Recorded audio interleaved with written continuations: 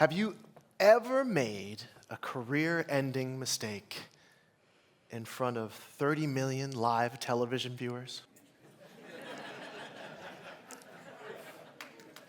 I have, thank you. It was the year of our Lord, 2002, and I was on the #1 television show in America, the first season of American Idol, which apparently only one person in this room has seen. Yes, thank you. Well, you will know, and I'll tell the rest of you, that American Idol was the world's biggest karaoke show back then. Right now, they've got like a band and an orchestra and lots of spinning lights and stuff. It was a stage, and there was literally somebody off stage who would and press play on a track. And then we would go out and we would sing live in front of 100 people, 30 million people on the other side of the camera.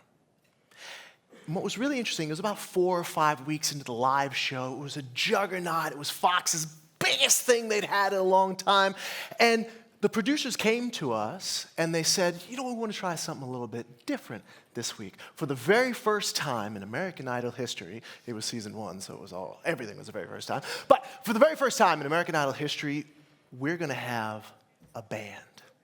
Not just any band, we're going to have a jazz band. And not just any jazz band, we're going to have a big band, right? Bass, drums, guitar, rhythm section. I mean, it was awesome.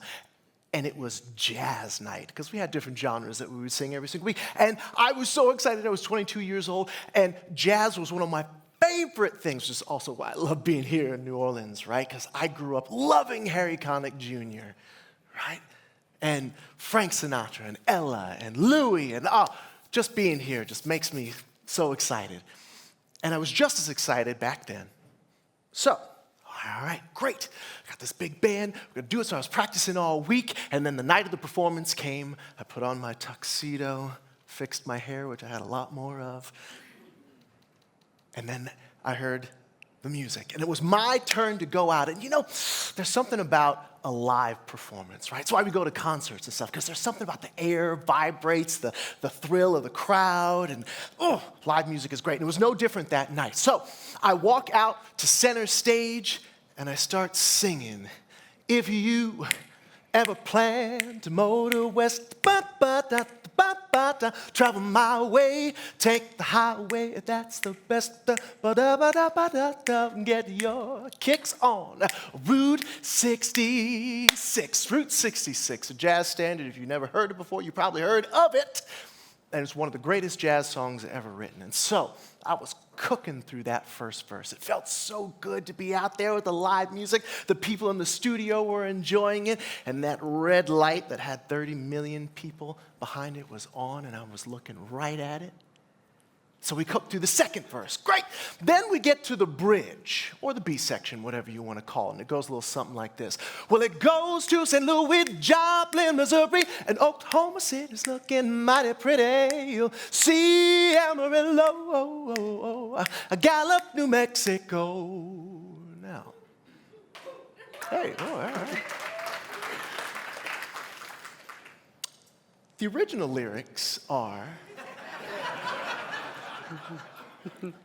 Flagstaff, Arizona. Ooh. Don't forget Winona. Kingman, Barstow, Santa, we go on down Route 66 all the way to California. But what's really interesting is I was in the moment. I was cooking through the first verse. I was cooking through the second verse. I was going through the bridge, and I was feeling myself. It felt so good. Oh, my goodness. I can't believe I'm on live national television singing with a big band.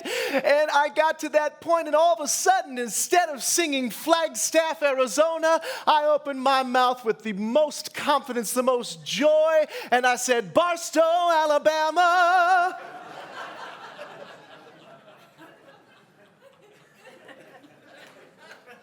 Now, there are a few problems with this, 3 to be exact, that I can think of. First of all, Barstow, Alabama, like Rivendell in The Lord of the Rings, like truly fat-free ice cream or clean public restrooms. It doesn't exist. This is not a place on any map, anywhere, Barstow, Alabama. And then, secondly, Route 66 does not come within 300 nautical miles of Alabama, much less the fictional place of Barstow, Alabama. But that's all right. Look, like I would have offended some geography buffs. Wouldn't have been that bad. But the third and most pressing point was that the original rhyme scheme of the wonderful writers is Flagstaff, Arizona. Don't forget Winona. But I sang Barstow, Alabama. Don't forget Winana. I'd have given the game away right there. So here we were, big band, air buzzing, 100 people there grooving along with me, 30 million on the other side of the glass, and I had just made the biggest mistake of my life, certainly in my career. So, in that moment, with about that much time to spare, I did the only natural, normal thing I could think to do. And that was jump back from the microphone like it was on fire. And now again, this was season 1. They have a huge stage now on season 50, whatever they're on. And yet, it was season 1, and it was a postage stamp-sized stage, and the band was right behind me, and I didn't realize they were right behind me. So what did I do? I backed up real quick, and I fell into the bandstand, and here all these musicians who were playing so beautifully, all of a sudden, it all sounded like a mess. I fell into them. They're falling over. Nobody knows what to do, and the director cuts to commercial.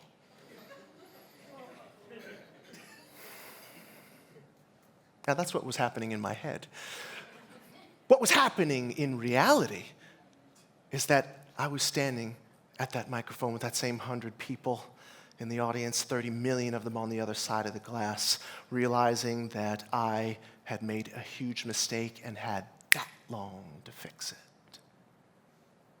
And in that moment, every single class I ever took, every single place my parents ever brought me to see a concert, every single teacher who had ever taught me, every single moment I had stepped on a stage, every lesson, every idea, every thought, every failure, every success, and everything in between came to focus in that moment.